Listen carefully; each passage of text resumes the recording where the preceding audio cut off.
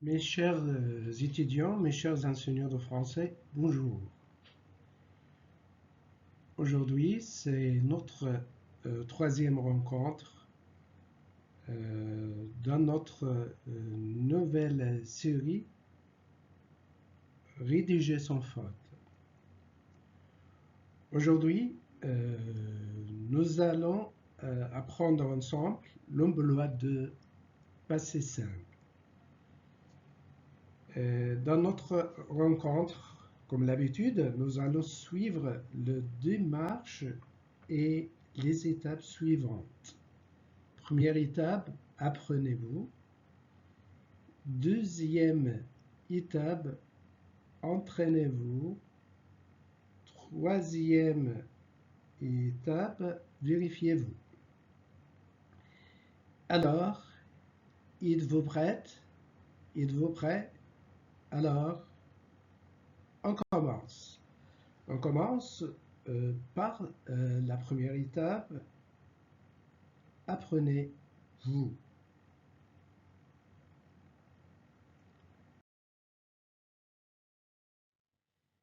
Alors, tout d'abord, qu'est-ce que c'est le passé simple? De nos jours, le passé simple est peu employé à l'oral. On peut affirmer que le passé simple, on utilise le passé simple seulement à l'écrit. Alors, de nos jours, le passé simple est peu employé à l'oral, mais il demeure très présent dans les récits écrits au passé. Pour parler d'un événement lointain ou dans un récit imaginaire, histoire, conte, le passé simple est souvent accompagné d'un marqueur de temps, hier, semaine passée, qui permet de montrer que l'action est terminée. Alors la première chose, on utilise le passé simple pour exprimer une action terminée. Le passé simple est aussi utilisé pour parler d'une action courte, terminée dans le temps. Alors, action courte, terminée dans le temps.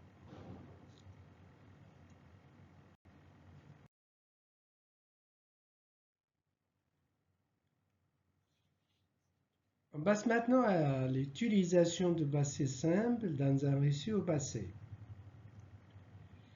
Le passé simple est souvent utilisé pour décrire des actions qui se sont produites à un moment précis.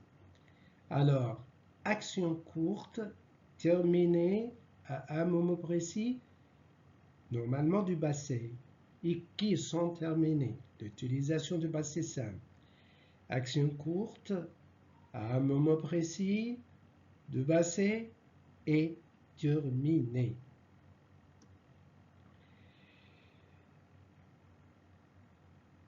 Pourquoi on utilise le passé simple? Parce que quand on utilise le passé simple, cela aide à donner un rythme au récit, en marquant des événements importants ou détournant dans l'histoire. L'utilisation du passé simple contribue à dynamiser le récit. Il nous permet de vivre l'action. C'est le rôle du passé simple. Il aide le lecteur de vivre l'action, en marquant clairement le début et la fin des actions. Il crée une sensation de mouvement et de progression dans l'histoire.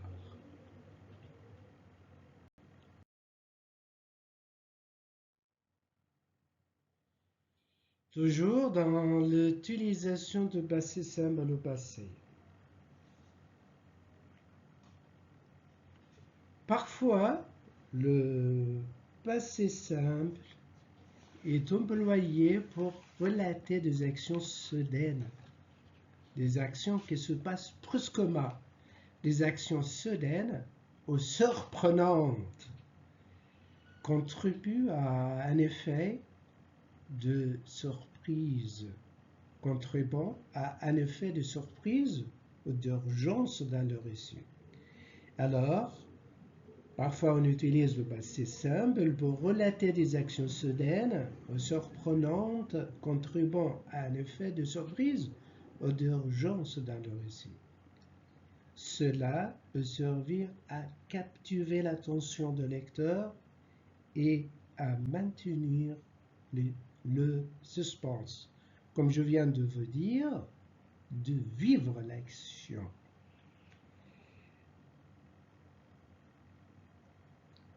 Maintenant, la différence entre le passé simple et le passé composé. C'est très important de faire la différence entre les deux temps qui ont toujours la même utilisation. Sachez que le passé simple et le passé composé ont les mêmes utilisations.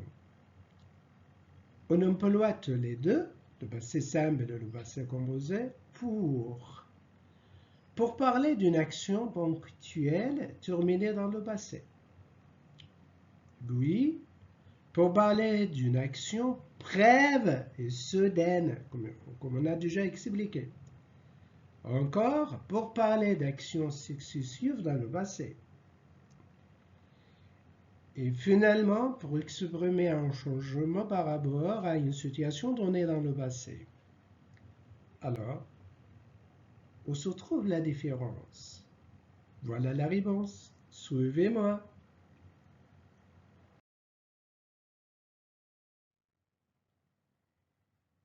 La différence entre le passé simple et le passé composé.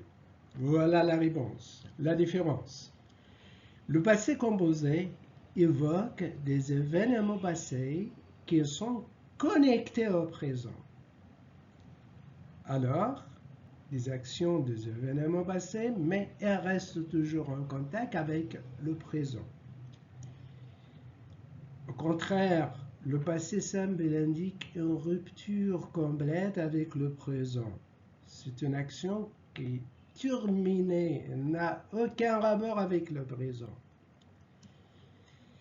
Le passé composé s'utilise à l'oral qu'à l'écrit au quotidien, dans notre vie quotidienne, dans notre jour quotidien. Le passé composé s'utilise à l'oral qu'à l'écrit au quotidien, soit dans nos conversations, soit dans nos dialogues, soit encore dans le compte rendu, etc. Le passé simple, non. On ne s'utilise jamais maintenant le passé simple à l'oral. Le passé simple s'utilise toujours à l'écrit dans le roman, les contes, les textes historiques.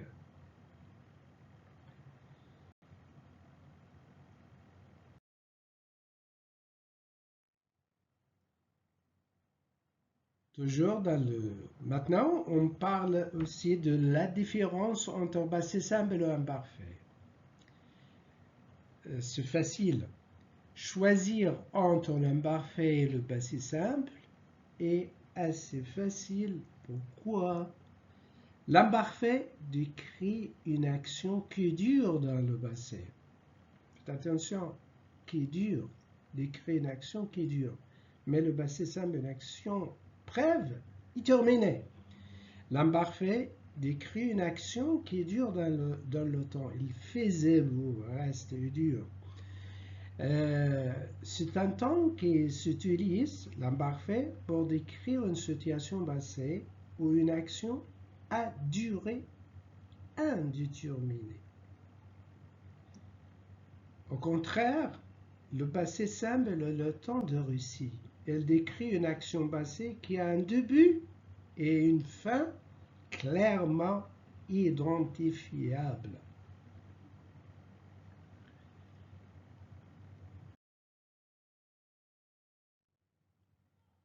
Alors, la question la plus importante, comment on peut former le verbe au passé simple?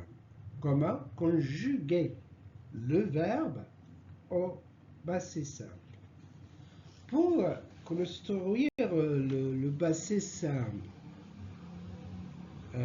soit pour le verbe de premier et de deuxième groupe, il est nécessairement d'utiliser le radical de l'infinitif de verbe, soit pour le verbe de premier groupe, soit encore pour le verbe de deuxième groupe.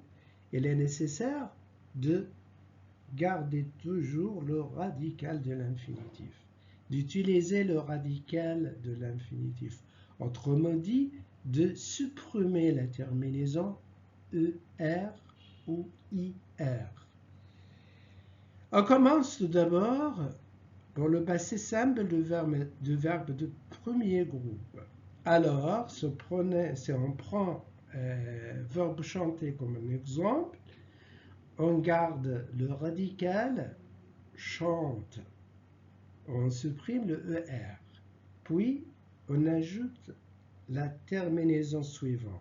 Avec je, AI, avec tu, AS, avec il ou elle, on, A, avec nous, AMES, avec vous, ATES, avec il ou elle, accent grave, RENT. Alors, bon, verbe chanter, je chantais, tu chantas, il chanta, nous chantâmes, vous chantâtes, ils chantèrent. Alors, on passe maintenant pour le verbe de deuxième groupe. Je viens de vous expliquer, je viens de vous dire, pour le verbe de premier groupe et de deuxième groupe, on supprime la terminaison, on garde toujours le radical du verbe. Puis on ajoute les terminaisons. Par exemple, finir, on supprime IR pour le verbe finir, on supprime la terminaison IR et on ajoute les terminaisons suivantes.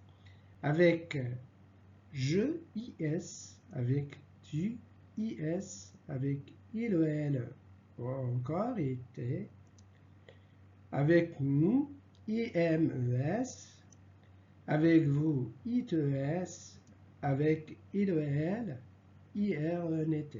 Alors, pour le verbe finir, je finis, tu finis, il finit, nous finîmes, vous finêtes, ils finirent.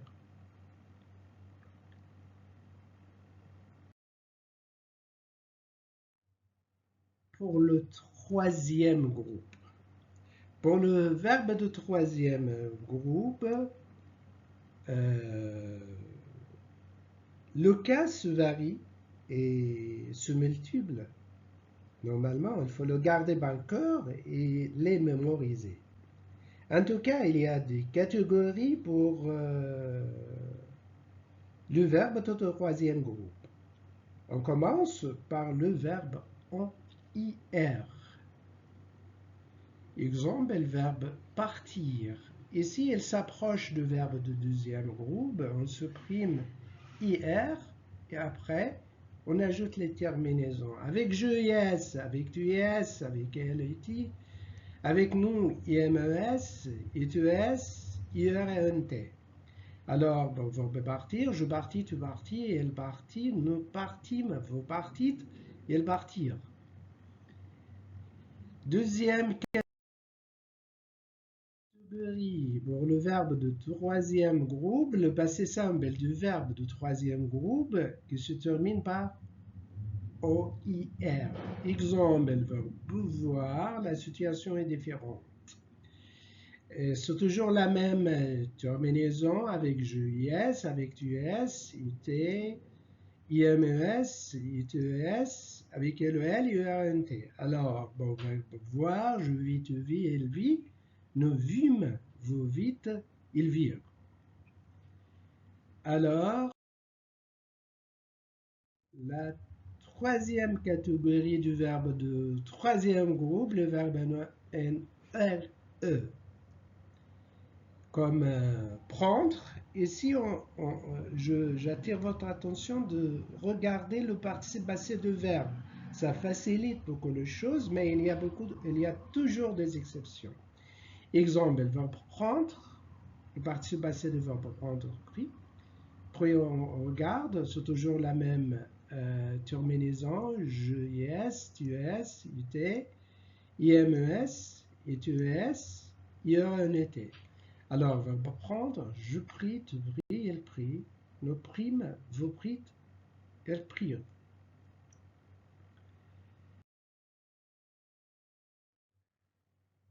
Et on passe maintenant pour les deux verbes les plus importants dans la langue française.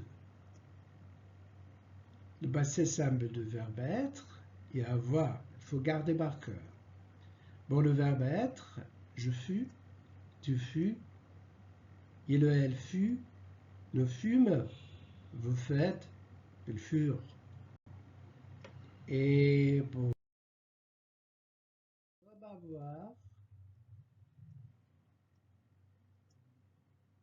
pour le verbe avoir, j'eus, tu, LE, nous eûmes, vous eûtes et vous heures.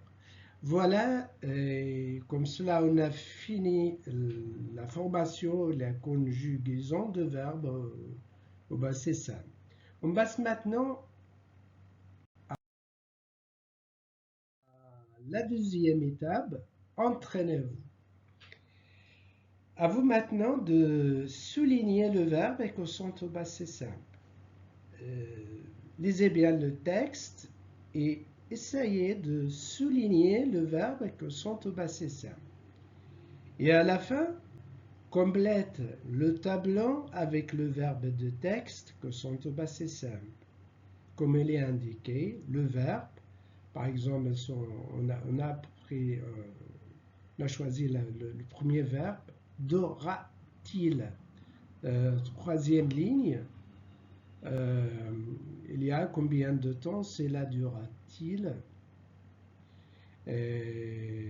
Alors, on va écrire le verbe durer, dora, l'infinitif durer, la troisième personne. Vous complétez le tableau comme ça.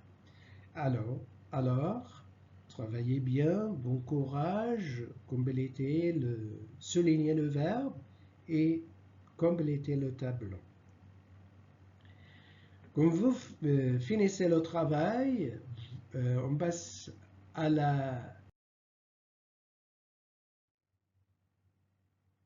dernière étape, l'étape de vérification.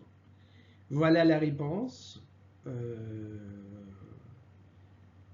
On a souligné le verbe dura, commença, mula, extra, et vous avez le tableau avec le verbe dura, infinitif durer, troisième personne du singulier. Et c'est la fin de notre rencontre aujourd'hui. On a parlé sur qu'est-ce que c'est le passé simple. On a parlé aussi sur l'utilisation du passé simple. On a traité encore la différence entre passé simple et le passé composé, la différence entre passé simple et l'imparfait, et comment on peut conjuguer le verbe au passé simple. Je vous remercie beaucoup de votre patience et votre attention. Et la prochaine, l'Adl El Mahdi, suivez-moi.